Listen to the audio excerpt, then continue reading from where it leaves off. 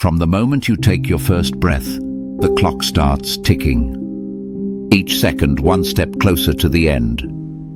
But before you even understand what life means, the world already has a plan for you. A script written long before you were born. You don't choose the story.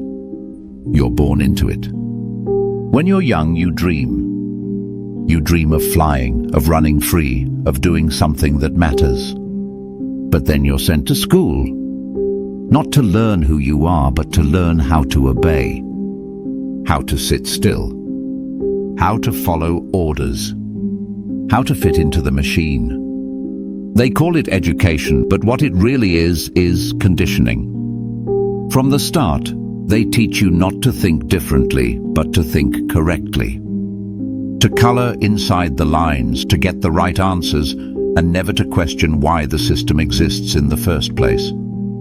By the time you're 18, you've already spent the best years of your youth preparing to work for someone else. And so it begins. You enter the workforce, full of energy, full of hope.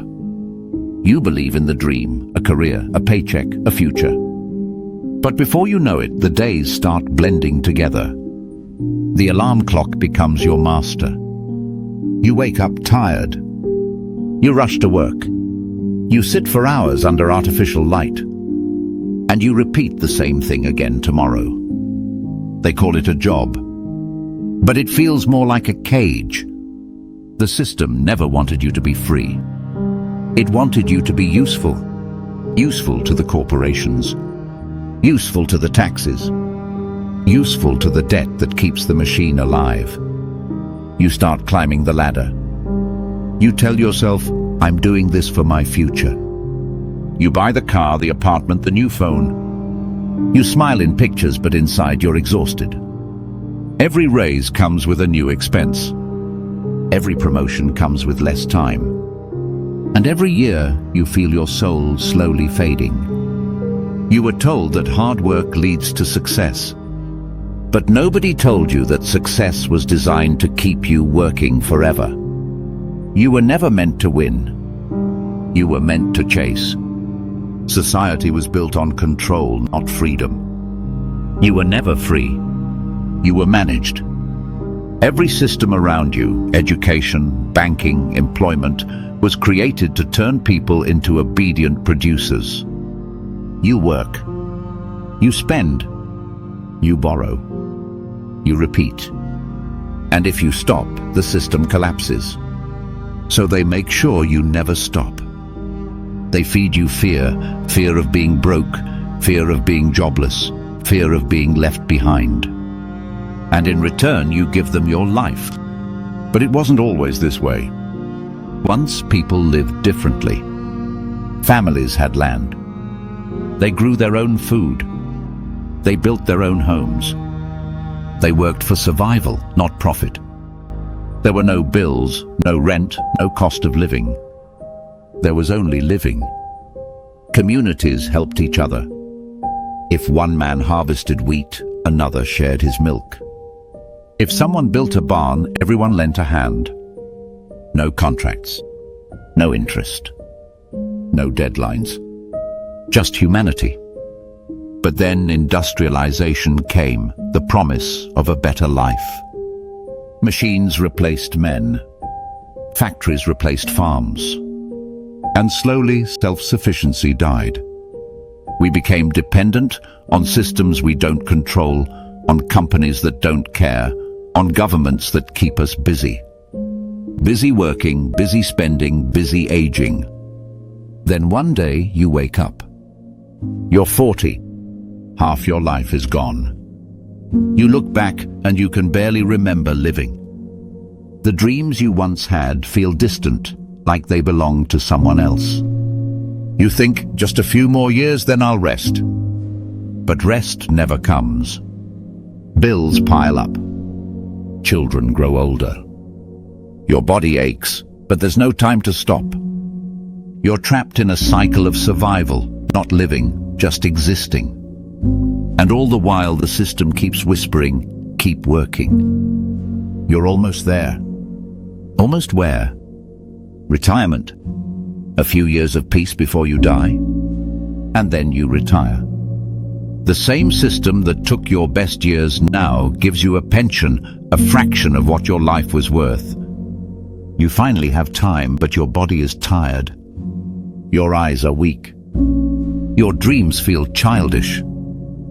You try to enjoy the little things, a walk, a sunset, a cup of tea, but your mind keeps asking, where did it all go? You realize the truth.